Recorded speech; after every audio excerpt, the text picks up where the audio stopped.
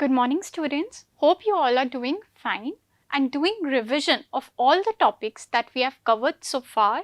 So without any further ado, let's start with another very important topic, which is prepositions. So what is a preposition? A preposition is a word placed before a noun or a pronoun to show the relation between the noun or pronoun and some other word in a sentence. So let us understand this with the help of an example. I saw the teacher in the school. So in sentence 1, the preposition in, so in is your preposition. So the preposition in shows the relation between the noun teacher and the noun school. Now next sentence, there is a cow in the field. So in sentence 2, again the preposition in shows the relation between two things, that is cow and field. Now moving on, kinds of prepositions. So prepositions are of 5 different kinds. First one is your simple preposition. These are among the most common type of prepositions. In, of, to, up, with, at, by, for, from, on, till, etc. These are all your simple prepositions. Now next, compound prepositions. They are generally formed by prefixing a preposition to a noun or an adjective or an adverb. For example, without, within, outside, inside, into, behind, besides, beneath, below, across, between, and so on. These are all your compound prepositions. Now next, double prepositions. Two simple prepositions joining together to form one which connects the noun or pronoun to the rest of the words in a sentence is called double preposition. Outside of, out of, from out, from behind, from beneath, in between, and so on. These are all your double prepositions. So now let us take an example. She is sandwiched in between two of her cousins. Now next, participle prepositions. So notwithstanding, concerning, pending, regarding, and so on. These are your participle prepositions. They are participles of verbs used as prepositions. So let us take an example. Notwithstanding the resistance offered by him, he was arrested by the police. Notwithstanding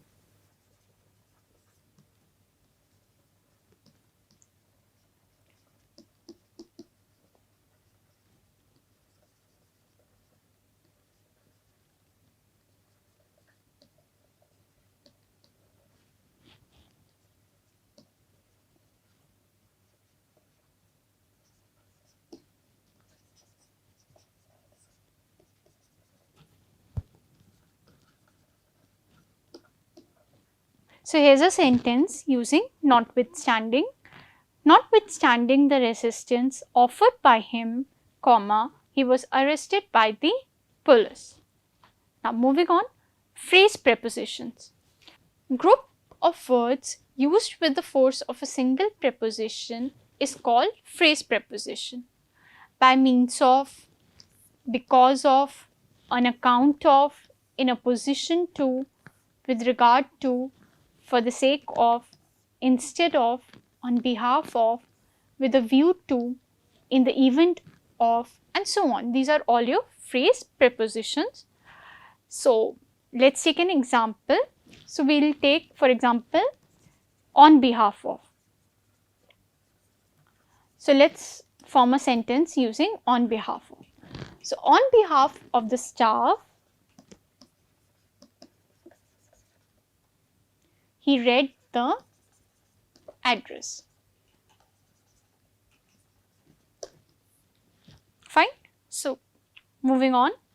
Now, prepositions in at, on. They are used as preposition of time. They are also used as preposition of place. Now, preposition of time are prepositions which denote time in a sentence, whereas preposition of place are prepositions which denote a place in the sentence. So, first we will see the use of at, in and on as preposition of time. So, at, it is used to show exact or specific time, chiefly clock time. For example, my interview is at 3 p.m. I get up at 6:30 a.m. and go for a run. Then at is also used with meal times. For example, he will be there at dinner, or you can say he will be there at breakfast. Now next, it is also used with dawn, dusk, sunrise, noon, midnight, etc. So, noon is exact 12 o'clock during the daytime and midnight is again exact 12 o'clock during the night time. Fine. So, for example, the shop closes at midnight. He ordered the army to invade at dawn.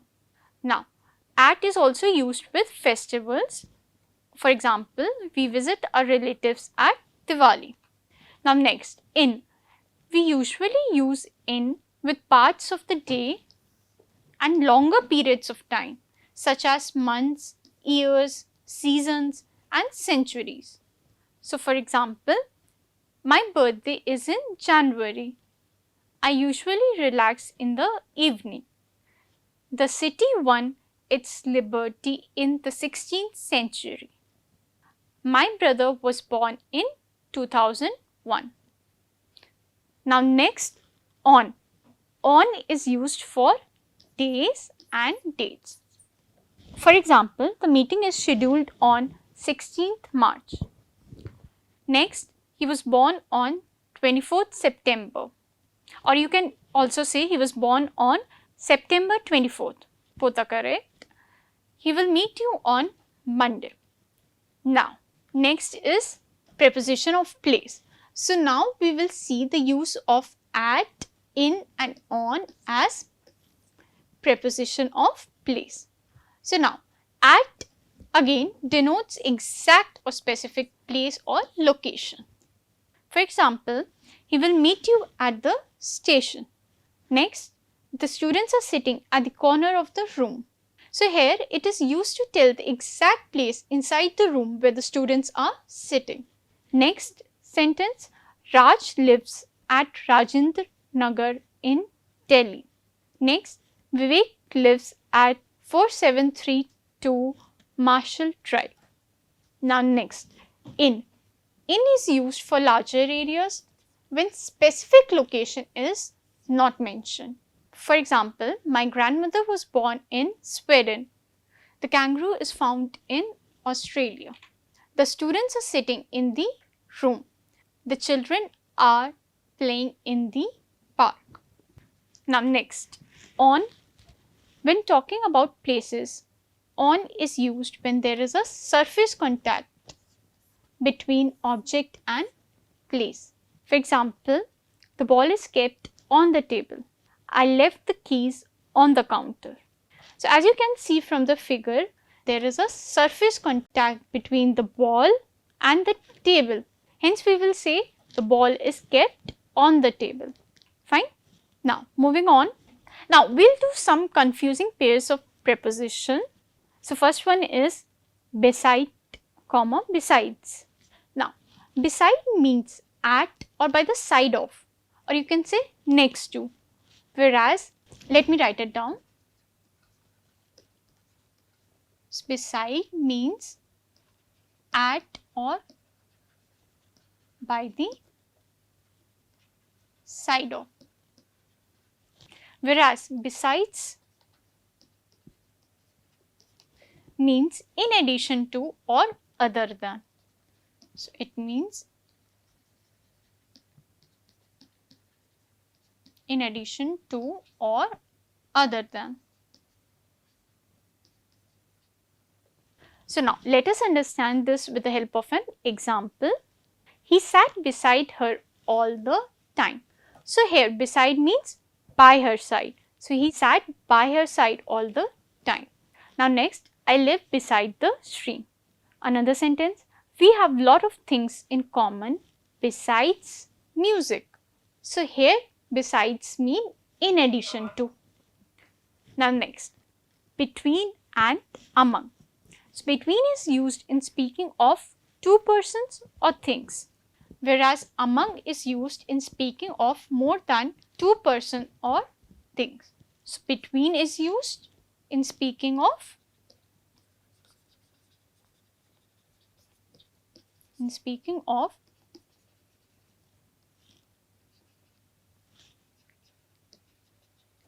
two persons or things, whereas among is used in speaking of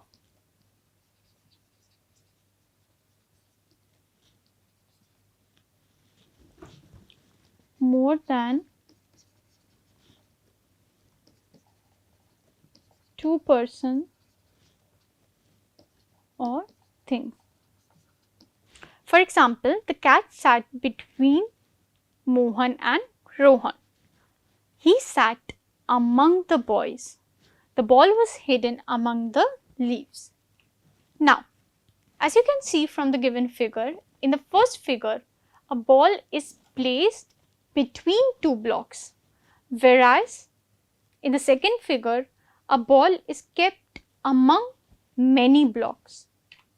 So now, next is since and for.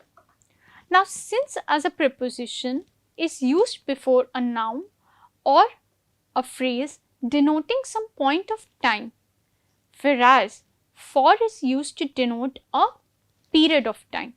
So keep this in mind, for is used to denote a period of time, whereas since is used to denote some point of time.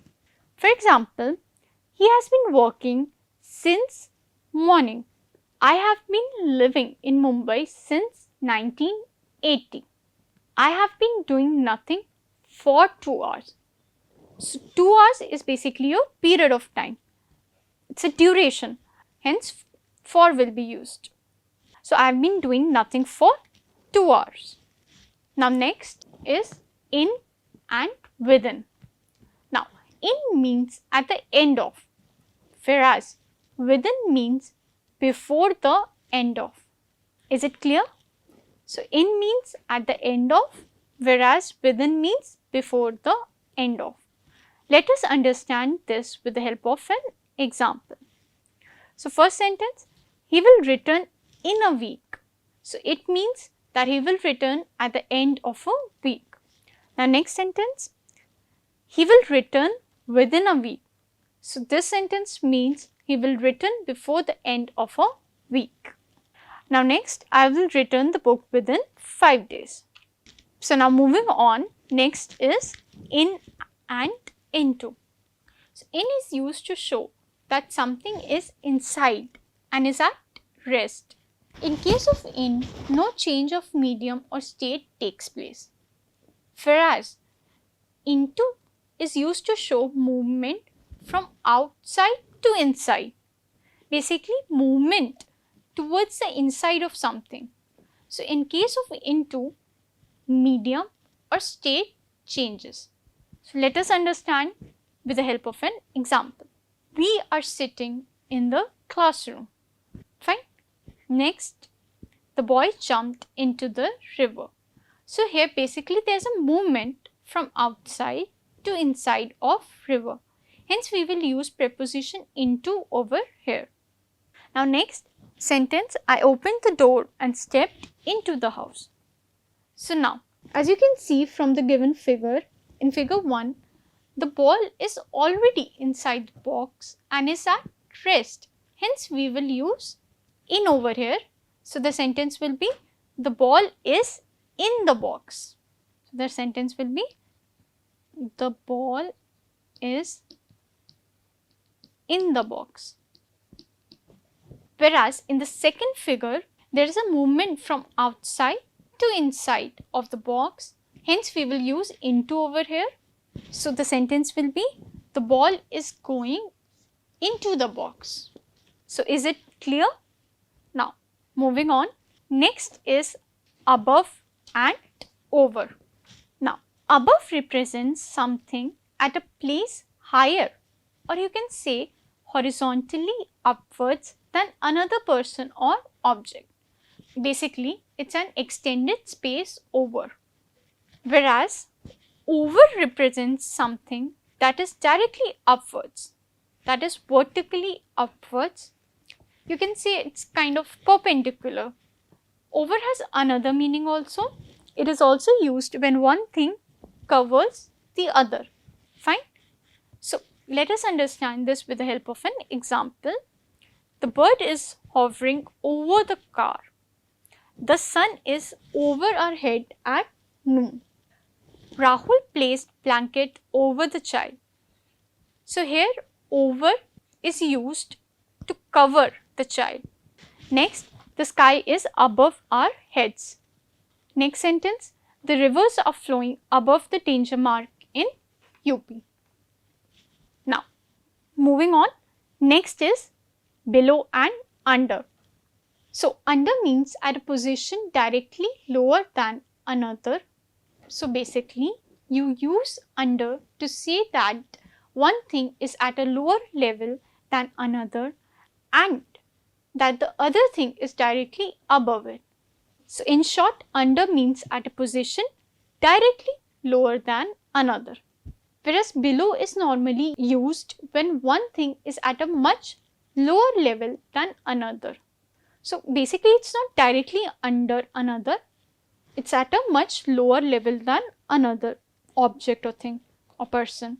Now, also keep this in mind, below is also used in measurement of temperature and height to show lower level from marking. For example, the dog is under the table. There is a tunnel 200 meters below the surface. The temperature is below the freezing point. The sun sets below the horizon. Now, as you can see in figure 1, the dog is sleeping under the table, and in figure 2, the sun is setting below the horizon. So, is the difference clear? So, that's it for today. We will continue further in the next lecture. Thank you.